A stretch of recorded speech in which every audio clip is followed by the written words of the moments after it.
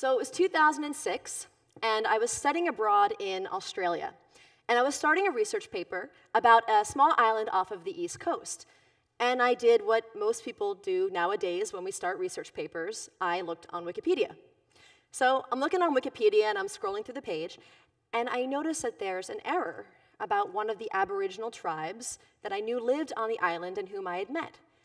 So I clicked edit, I made a change, I hit save, and there they were. My words on the official Wikipedia page. Now, I remember that moment so well, I can pretty much remember what color shirt that I was wearing.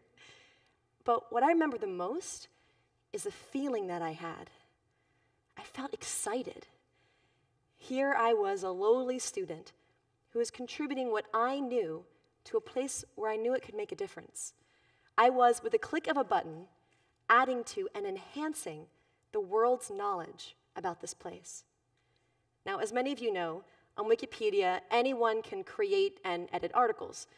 Now, usually when we think of sites that anyone can create and edit, we think of a mess, right? Too many cooks in the kitchen spoiling the broth. But studies have shown that Wikipedia is nearly as accurate as the Encyclopedia Britannica. In other words, Wikipedia has found a way to make it work. So as we play around in this 5th decade of the internet, we're finding more and more interesting things that we can do with it. And one of those interesting things is connecting large and sometimes massive groups of people together in clever ways to produce some really extraordinary results. Now, if any of you were like me and my brother when we were kids, we had SETI at home as our screensaver. Anyone? No? Okay, so SETI stands, yeah, okay, good. SETI stands for the Search for Extraterrestrial Intelligence. And I remember being fascinated watching the colorful bars move up and down on my screen, which meant that my computer was analyzing radio signals from outer space. You see, SETI researchers realized that they had way more data than they had computer memory in order to process it. So they saw they could use the internet to send the data to other people's computers, and their computers would analyze it when they weren't using them, then send the data back to the researchers for them to interpret. And voila, science was advanced.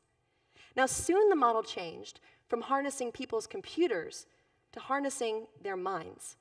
Have you ever typed into one of those boxes on a website where you have like the words or the numbers and you have to type it in to prove that you're human, right? So some of those are developed by reCAPTCHA. And the way that that works is that the word that you're seeing is actually scanned from a book. And a computer can't read it, but you can. And so when you put in your entry, it gets compared to the thousands of other entries from thousands of other people. And then once a certain threshold is reached, the word is considered identified, and you just help digitize an old book. Now, Wikipedia took this to a whole other level. When I was editing that article, I wasn't just identifying a word, I was using my knowledge, my decision-making skills, my writing skills. Now, these are just a few of the hundreds, if not thousands, of other crowdsourcing platforms that are out there, and a lot of them are working really well. So how far can we take this? Climate change is the greatest challenge that humanity faces today. By all credible reports, we are and will continue to see some massive changes onto our planet, and we cannot agree on how to deal with it. And we're running out of time. What if we could use this crowdsourcing approach for climate change? What if anyone could contribute what they know to the collective intelligence to solve this problem? Could we do better than what we've been able to do so far? To test this, a team of researchers at the MIT Center for Collective Intelligence, led by Professor Thomas Malone, launched the Climate CoLab, an online, global, problem-solving platform on what to do about climate change. Okay, now you might be wondering, well, what is a global problem-solving platform? How can that even work? So to build it, we pulled from some of the best practices across the web and created a few of our own. So just like how Reddit organizes its posts into subreddits or categories, we broke down the highly complex problem of climate change into subproblems, like how do we significantly reduce greenhouse gas emissions from generating electricity? And how do we motivate the public to take action? And how can we best prepare our cities for the impacts of climate change? So for the past 2 years, we've had a subproblem focused on carbon pricing in the United States. Now, many experts believe that the best way to reduce emissions is to actually have polluters pay for what they're emitting, right? However, the United States has not been able to so far pass any legislation on this. So we invited former US Secretary of State George Shultz and 2 former representatives, Bob Inglis and Phil Sharp, Republicans and Democrats, who are very involved in this, to help frame the issue and identify some of the key challenges. And then we invited the global community to suggest effective ways to solve this problem. Now, we get a wide diversity of very well thought out ideas for all of our subproblems. And some are cutting edge, like one of the top ideas inside of carbon pricing. For that one, James D'Angelo, he proposed a way that we could actually bypass the entire government process and start now a global cap and trade on carbon using a digital currency like Bitcoin. Some of them are clever ways of using existing technologies. Like Anne-Marie Salisbury and her team from Tanzania, they showed how you could combine text messaging and radio programs to help people in developing countries better prepare for the impacts of climate change.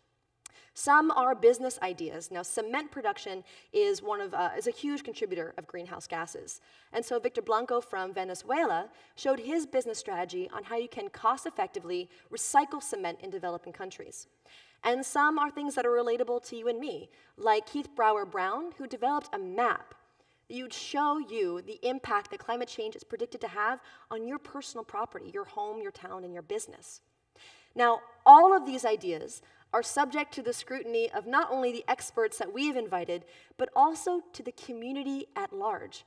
Because you see, any of you watching online later on, can actually come to the Climate CoLab and look at, comment on, soon evaluate, and even ask to edit any idea that's on the site.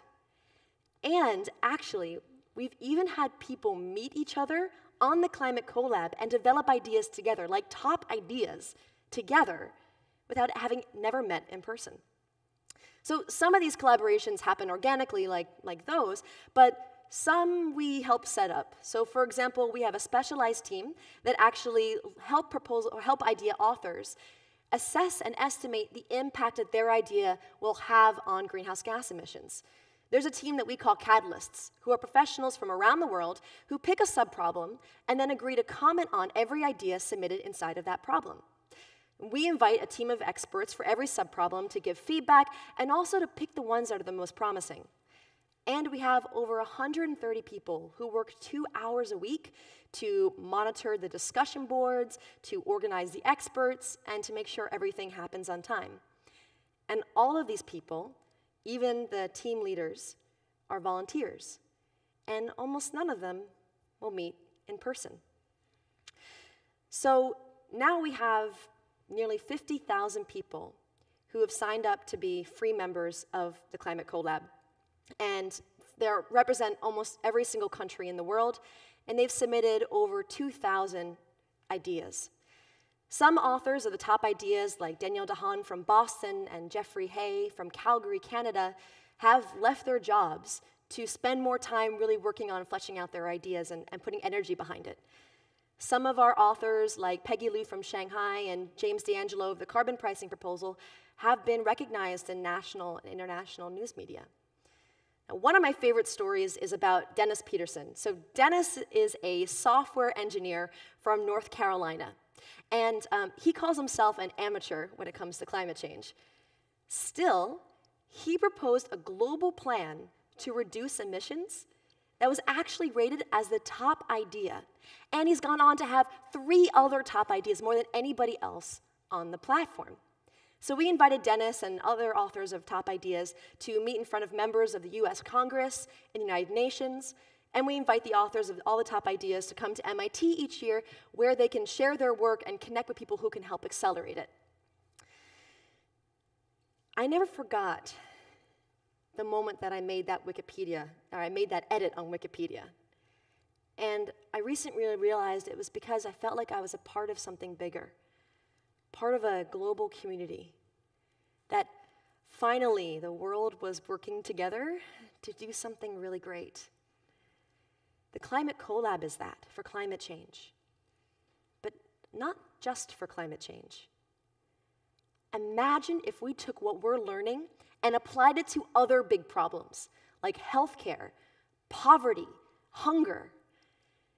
Now, the Climate CoLab hasn't yet solved climate change. But every once in a while, I stop and think about how far, how fast, and how smart we've come with the internet. I mean, who would have ever thought that a website like Wikipedia would work? Who would have ever thought that a website that allows you to search the internet would play such a key role in our lives? Who would have ever thought that a website that connects us to our friends would fundamentally change the way that we socialize? Our goal is that people say, who would have ever thought that a website could have made such a difference in us solving climate change? Thank you.